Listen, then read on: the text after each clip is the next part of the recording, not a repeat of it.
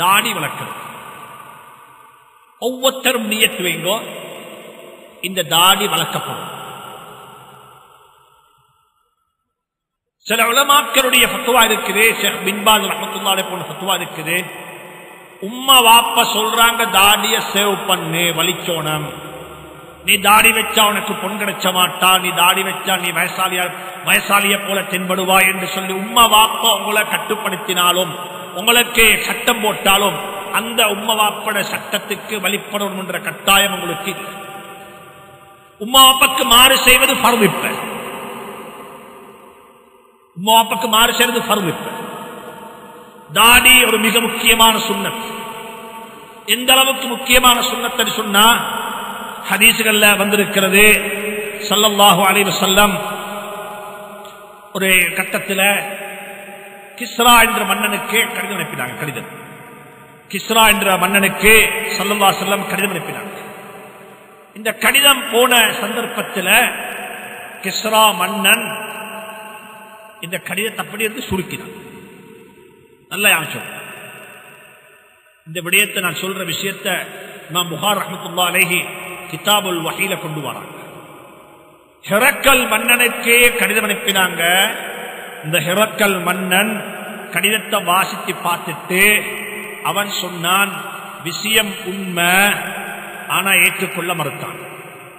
அவன் உள்ளம் சொல்லுதே உண்மை, அவன் வாய் சொல்லுது பொய் என்று சொல்லி. ஏன் இந்த இவரை ஏற்றுக்கொள்ள போனா இந்த ஆட்சியை பழி கொடுக்க வேண்டி வரும். இதையும் இமாம் புகாரி ரஹ்மத்துல்லாஹி குறிப்பிட்டிருக்கிறார். ஒரு கூட்டம் இருக்கிறாங்க, அவங்களுக்கு தெரியும் இது உண்மை, இதுதான் சரி, ஆனா இதை பின்பற்றினா இதை லூஸ் பண்ண வேண்டி வரும், இதை பின்பற்றினா இந்த கம்ஃபர்டபிலிட்டி இல்லா போய்த்திடும், இதை பின்பற்றினா நாங்க இப்படி ஆக வேண்டி வரும் என்பதற்காக வேண்டி ஒரு கூட்டம் எப்பயுமே இதை மறைச்சுவாங்க, சொல்ல மாட்டாங்க. அவங்களுக்கு நல்லா தெரிவித்தான் ரைட் பாத், இதுதான் சரியான ரோட், இதுல போனாதான் சக்சஸ். ஆனா அவங்க சொல்லுவாங்க தெரியுமா, இல்ல இல்ல, எந்த அளவுக்கு ஹெரக்கல் மன்னன் சொன்னான்டா, எனக்கு தெரியும் எந்த இடத்துல என் 2 காலும் இருக்குதோ அந்த இடத்தையும் அந்த நபி ஆட்சி செய்வார்.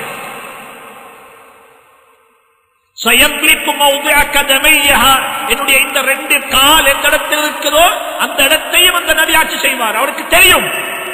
ஆனா கடைசி கட்டத்தில் இமாம் புகாரி சொல்றாங்க, ஹதீஸை ரிவாயத் செய்றாங்க, அவன் மௌத்தாகக்குள்ள காவிரத்தா மௌத்தான். வாழ்க்கையில ஞாபகம் வச்சுக்கோங்க, ஒரு கூட்டம் இருக்கிறாங்க, கியாமத் வரைக்கும் இருப்பாங்க, அவளுக்கு உண்மை தெரியும், ஆனா பிடிவாதம், ஈகோ ப்ராப்ளம், அவங்களோட கம்ஃபர்டபிலிட்டி இறக்க வேண்டி வரும், தலைமைத்துவத்தை பணி கொடுக்க வேண்டி வரும், இறங்கி போனா பிரச்சனையாகும் என்று சொல்லி ஒரு நாளும் கீழே வர மாட்டாங்க. அவங்களுக்கு மௌத்தா அதே நிலைமையில்தான் வரும். இன்னும் ஒரு மன்னன் கிஸ்ரா, இவன் நேர் மாற்றம் செஞ்சான். இவன் என்ன தெரியுமா, கடிதம் வைத்து சேர்ந்துச்சு. இவன் கடிதத்தை எடுத்து அப்படியே பார்த்தான். இவன் கடிதத்தை ஆரம்பிச்சக்குள்ளே போட்டிருக்கிறாங்க ஸல்லல்லாஹு அலைஹி வஸல்லம், மின் அப்துல்லாஹ் மின் முஹம்மது இப்னு அப்துல்லாஹ், அல்லாஹ்வுடைய அடிமை அப்துல்லாஹ்வுடைய மகன் முஹம்மதிடமிருந்து என்று சொல்லி கடிதத்தை ஆரம்பிச்சிருக்கிறாங்க. இரண்டாவது போட்டிருந்தாங்க இலா கிஸ்ரா மின் ஃப்ரம் டு, இவருக்கு அவருக்கு ஒரு கோபம் வந்துச்சு, ஏன் டூவ எனக்கு ஏண்ட பேரை முந்தி போடாம உண்ட பேரை முந்தி போட்டாய் என்ற பிடிவாதத்தில் நபியினுடைய கடிதத்தை அப்படியே கசக்கினான், அப்படியே கசக்கி டஸ்ட்பின்ல போட்டான். இந்த கடிதத்தை கொண்டு போன சஹாபி, அவருக்கு பதட்டம். அவர் சொன்னாரு, எனக்கு சொன்ன வேலையை நான் செஞ்சுட்டேன், எனக்கு என்ன நபி சொன்னது கடிதத்தை கொண்டு போய் கொடுக்க சொல்லி நான் கடிதத்தை கொடுத்துட்டேன். திரும்பி போறாரு, வந்துட்டாரு, வந்து சொன்னாங்க ஸல்லல்லாஹு அலைஹி வஸல்லம், யா ரசூலல்லாஹ் உங்களுடைய வேலையை நான் செஞ்சிட்டேன், ஆனா அவன் நடந்து கொண்ட முறை இப்படி. சொன்னாங்க ஸல்லல்லாஹு அலைஹி வஸல்லம், மஸ்ஸகல்லாஹு முல்கஹு கமா மஸ்ஸக ரிசாலதி, இந்த கடிதத்தை கசக்கி போட்டது போல அல்லாஹ் அவன் ஆட்சியை கசக்கி போடுவான். இந்த ஹதீஸுக்கு விளக்கம் சொல்றாங்க, எந்த மனிதனுடைய வாழ்க்கையில நபியினுடைய சுன்னத்துகள் கசக்கப்படுமோ அவன் வாழ்க்கையை அல்லாஹ் கசக்கிடுவான். அப்படியே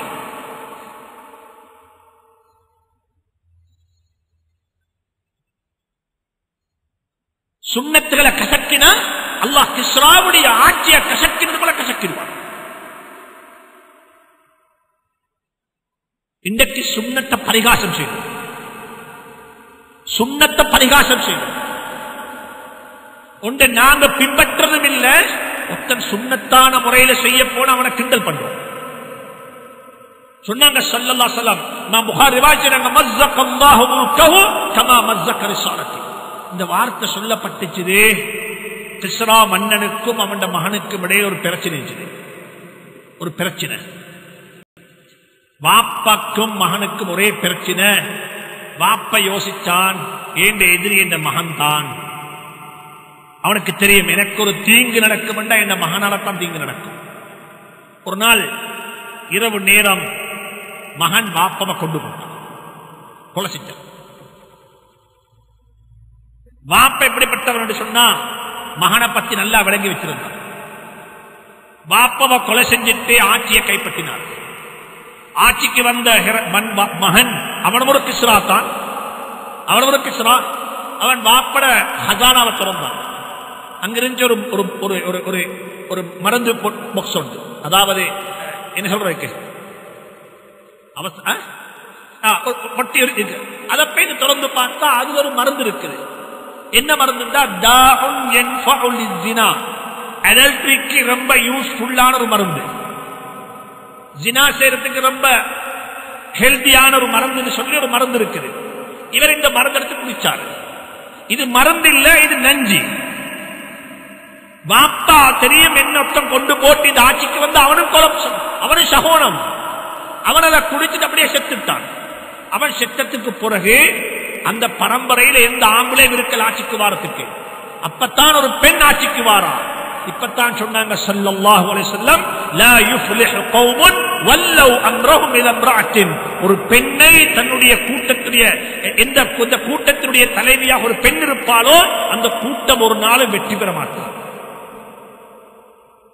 இந்த கிஸ்ரா மன்னன் சாகரத்துக்கு முன்னால 2 பேரை அனுப்பினான் மதீனாவுக்கு. சிஐடியாக போயிட்டு பார்த்துட்டு வாங்கன்னு சொல்லு. யார பார்த்துட்டு வாங்க? நபியை போயிட்டு பார்த்துட்டு வாங்கன்னு சொல்லி அந்த 2 பேரும் வந்து அந்த 2 பேரும் வந்தாங்க. வந்து என்ன தெரியுமா செஞ்சாங்க? 2 பேரும் வந்து நபி ஸல்லல்லாஹு அலைஹி வஸல்லம் சந்திக்க வந்தாங்க. சந்திக்க வந்த சந்தர்ப்பத்தில் அந்த 2 பேருடைய முகத்திலே தாடி இல்லை, ஃபுல் ஷேவ், மீசேம் இல்லை. ஸல்லல்லாஹு அலைஹி வஸல்லம் அந்த 2 பேருடைய முகத்தையும் பார்க்க. ஹதீஸ் இப்படி இருக்குது, வதஹலா அலா ரசூலில்லாஹி ஸல்லல்லாஹு அலைஹி வஸல்லம். அந்த 2 பேரும் ஹஜ்ரத் ரசூலுல்லாஹ்வுடைய சபைக்குள் நுழைந்தாங்க. வகத் ஹலகா லிஹாஹுமா. அந்த 2 பேரும் அந்த 2 பேருடைய தாடியையும் ஃபுல்லா சேவ் பண்ணிருந்தாங்க. அந்த 2 பேருடைய மீசையை நல்லா வளர்த்திருந்தாங்க. மீசையை ஃபுல்லா பாயிண்ட் வச்சு வளர்த்திருக்கிறாங்க. இதை சேவ் பண்ணிருக்கிறாங்க. ஃபக்கரிஹன் நظر இலைஹிமா. அந்த 2 பேரும் பக்கமாக ஸல்லல்லாஹு அலைஹி வஸல்லம் பார்க்கிறதுக்கு விருப்பு தெரிவிச்சாங்க. நான் பார்க்க விருப்பம் இல்ல, இந்த முகத்தை நான் பார்க்க விருப்பம் இல்லைன்னு சொல்லி அப்ப ஸல்லல்லாஹு அலைஹி வஸல்லம் சும்மா அக்பல அலைஹிமா. அதுக்கு பிறகு வெறுப்போட 2 பேருடைய முகத்தையும் திரும்பி பார்த்தாங்க. ஏன் காரணம்? தூது கொண்டு வந்திருக்கிறாங்க, ஒரு டெலிகேஷனா வந்திருக்கிறாங்க. இலக்குமா முதலாவது கேட்டாங்க, உங்க 2 பேருக்கு நாசம் உண்டாகட்டும். மன் அமரக்குமா பிஹாதா. இப்படி செய்யும்படி அவங்களுக்கு யார் சொன்னாங்க? அப்ப சொன்னாங்க, காலா அமரனா பிஹாதா ரப்புனா கிஸ்ரா. எங்களுடைய அரசர் கிஸ்ரா என்ற மன்னன் தான் எங்களுக்கு இப்படி சேவெடுக்க சொன்னான் என்று சொன்ன சந்தர்ப்பத்தில் தான் சொன்னாங்க ஸல்லல்லாஹு அலைஹி வஸல்லம், லாக்கின் என்றாலும் யமரனி ரப்பி, என்னுடைய அல்லாஹ் எனக்கு ஏவி இருக்கிறான் தாடிய வளர்க்கும்படியாக, மீசிய கத்திரிக்கும்படியாக என்று சொல்லி ஹஜ்ரத் ரசூலுல்லாஹி ஸல்லல்லாஹு அலைஹி வஸல்லம் அந்த 2 பேருக்கும் புத்தி சொன்னாங்க. புத்தி சொல்லி போட்டு சொன்னாங்க, உங்க 2 பேருடைய ரப்பு யாரு தலைவரோ அந்த கிஸ்ராவுடைய மகன் கொலை செய்து விட்டான் என்ற செய்தியை மதீனாவில் வச்சு ஸல்லல்லாஹு அலைஹி வஸல்லம் சொல்லிக் கொடுத்தாங்க. இந்த ஹதீஸுக்கு விளக்கம் சொல்லக்கூடிய உலமாக்கள் சொல்றாங்க, நாங்க போயிட்டு நபியினுடைய கபருக்கு முன்னால் நிற்கக்குள்ளையும் ஏண்ட உங்களோட சூரத், ஏண்ட உங்களோட முகவாக்கு ஹஜ்ரத் ரசூலுல்லாஹி ஸல்லல்லாஹு அலைஹி வஸல்லம் அவர்களுக்கு எடுத்து காட்டப்படுகிறது. ஒரு காவினுடைய முகத்தை பார்க்க விருப்பம் இல்லைன்னா எப்படி இங்க ஹாஜிகளாக வாழ்க்கையில ஞாபகத்தில் வைங்கோ. யாரும் யாரையும் பார்த்து குறை சொல்ல வேண்டாம். ஒவ்வொருத்தருக்கும் ஒவ்வொரு வகையான நிலைமைகள் இருக்கும். அவங்களோட ஜாப் பிரச்சனை இருக்கும், அவங்க பழகித்தாங்க இருக்கு, அவங்களுக்கு சில நோய்கள் இருக்கும். ஒவ்வொருத்தரும் அவங்களுக்கு அவங்க பொறுப்பாக இருக்கட்டும். நாங்க யாருக்கும் எல்லாருக்கும் உண்மையை சொல்லுவோம். ஏற்று நடக்கிறது நடக்காம இருக்கிறதுக்குரிய பொறுப்பு நாங்கள் அல்ல, அவங்க பொறுப்புதாரிகள். அவங்க அல்லாஹ்விடத்தில் அவங்க சொல்லிக் கொள்வாங்க. நாங்க யாரையும் பார்த்து இவங்களுக்கு தான் இதை சொன்னாங்க, இவங்க தான் இதுக்குரியவங்க என்ற பார்வை பார்த்தா நிச்சயமாக அவங்களோட பாவத்தை அல்லாஹ் மன்னிச்சிடுவான், எங்களோட பாவத்தை அல்லாஹ் மன்னிக்க மாட்டான். இதனால வாழ்க்கையில அமைச்சுக்கோங்க, சுன்னத்தான முறைகளை பேணிக்கொண்டு வாழ்க்கையில தாடியை நல்ல அழகாக வளர்த்துக்கோங்க.